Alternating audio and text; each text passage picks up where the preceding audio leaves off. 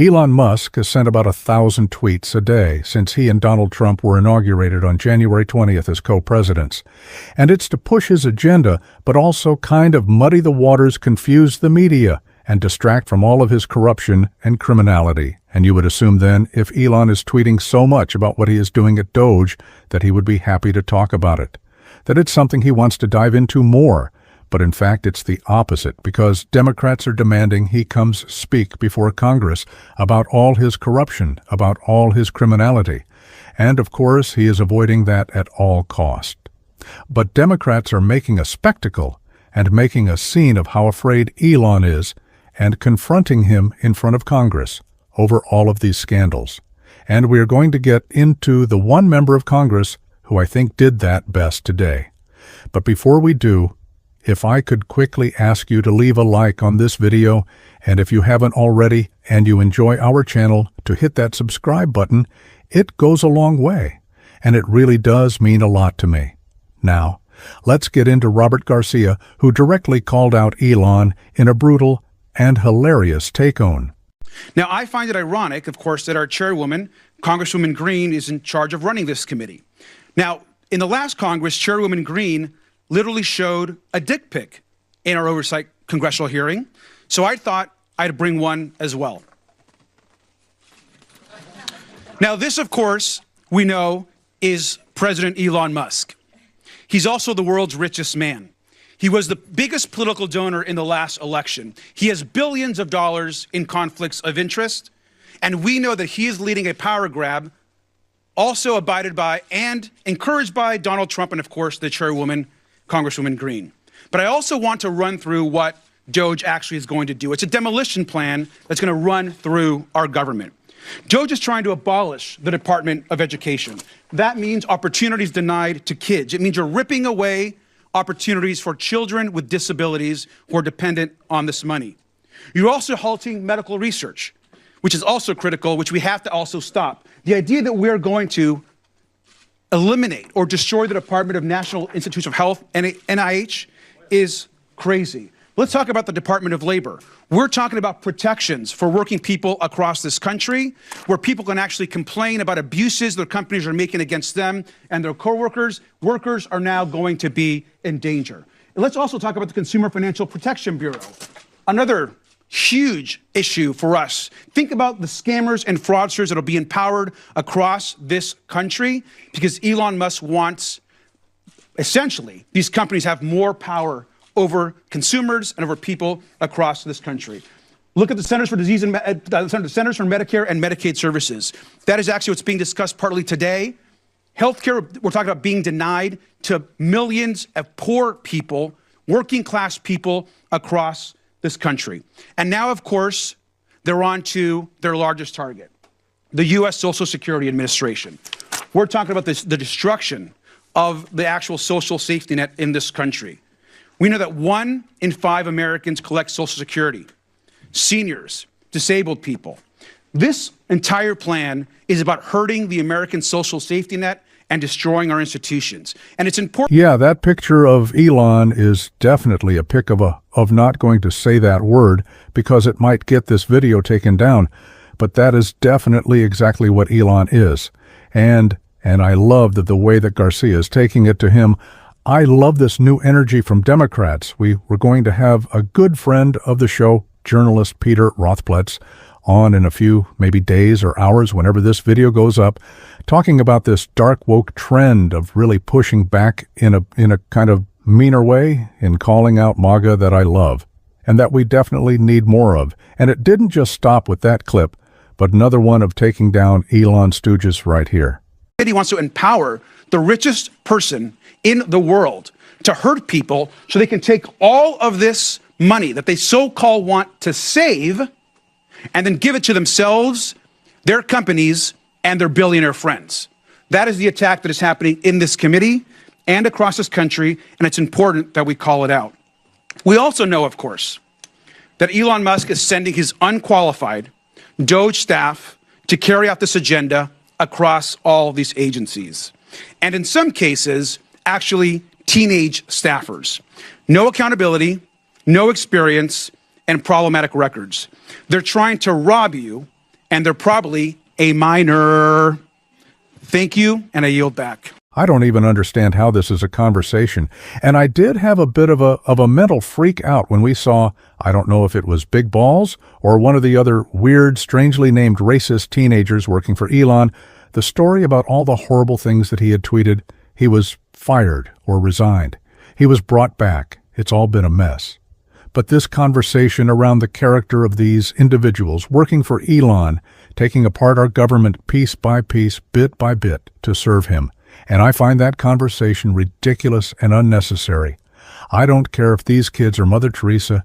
No 22-year-old without a background check who doesn't understand our government should have complete unfettered access to it and be able to unilaterally change it without approval from Congress. I don't care if they're good people or not. I don't care really.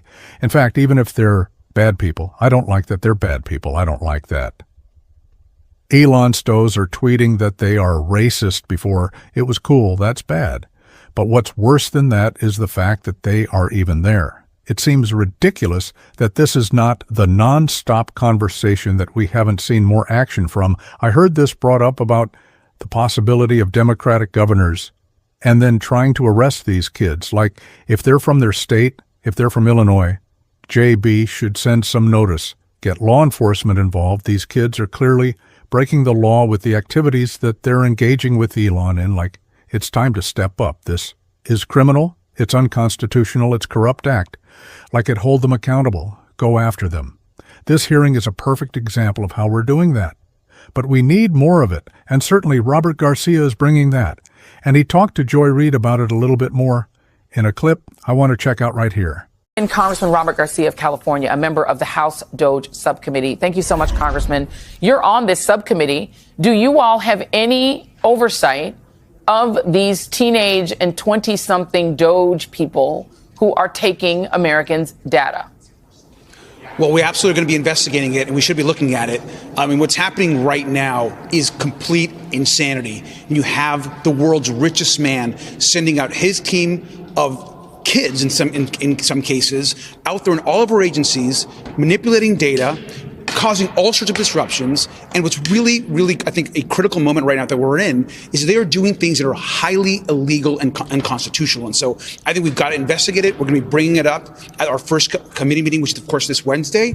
And most importantly, we're going to continue to expose Elon Musk and the reason why he's doing this. And we shouldn't forget that he is trying as much as he can to destroy our agencies so that he can get the biggest tax cut possible for him and his billionaire friends.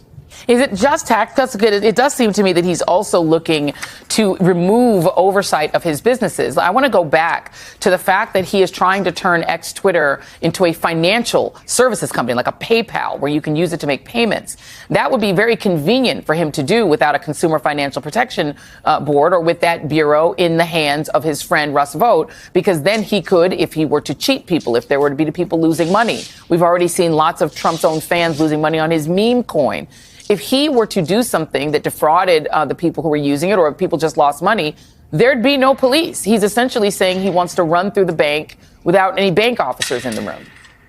I mean, I think that's absolutely correct. And let's remember also, by destroying our institutions, he can sell off or privatize some of those to his friends. He himself can take some of the operations of government, use that to even become richer, already the richest man on the planet, manipulate that data, and then use his companies, which, by the way, he is getting, as you know, more from the federal government than any other person, from all the contracts and federal contracts that he is getting through his companies. And at the same time, he is not required to not finance, essentially to not have any sort of his finances out there in the public realm. And so he's not telling the public what he's actually benefiting from. He continues to make more and more money off of the federal government.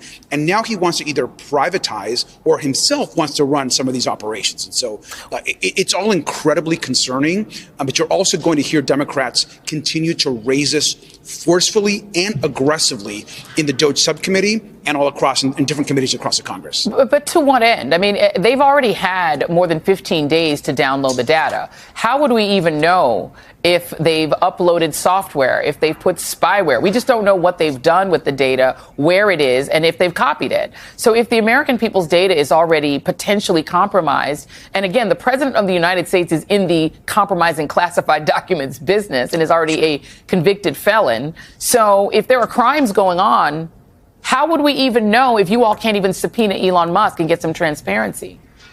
Well, that's right. And we tried to subpoena Elon Musk, as you know, and Republicans, of course, rejected that. Well, we're going to try everything possible that we can do to try to find out those answers. I think it's incredibly important. We do know that we're also incredibly concerned about foreign influence as it relates to Elon Musk and Donald Trump. And so not only could our data be actually weaponized against us, manipulated, monetized, but it also could be given to foreign governments to actually hurt us and our national security. So it's all incredibly concerning, but we've got to expose it. And I think what's really important when we have these discussions at our committees is that we treat this as the bar fight that it is and bring every weapon available to us to fight. This is not a moment where we should be holding hands with Republicans or hoping for some sort of bipartisan compromise. This is a time where we've got to bring the fire every single time, protest every single place where that Doge team is at, and continue to call out Elon Musk for what he's trying to do, which is raid the federal government. Let me ask you this, because the Democrats are in the minority, so you have only so much leverage.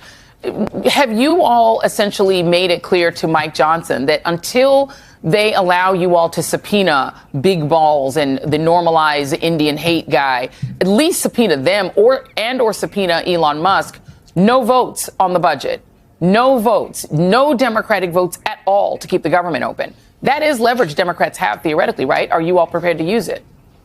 Look, I think we're very prepared to use all of our leverage. And I think that, look, Leader Jeffries is in those conversations right now. I'm personally not interested in giving Republicans any votes for absolutely anything until we get actual answers and protect the American people's public data. This is in no way a time to take our foot off the gas.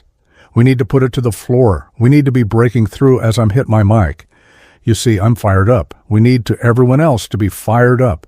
We need to be breaking through the floor of the car, putting our foot on the gas. This is the time to do it. Some recent polling showed that 74, 75, 76. The number doesn't matter. Overwhelming percentage of Americans view billionaires as too involved in our politics. Let's make Elon the focus of everything that we talk about.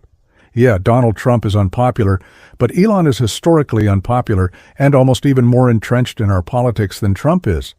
He is the perfect example of the thing that everyone hates, and the lies that he is telling are easy to call out. So, let's do that. We're certainly going to be doing it on this show, and if you want to support that, as always, you can hit that subscribe button, you can leave a like on this video, and if you're stuck around at the end, you can drop a blue heart up, comments, and until next time, I'll see you soon.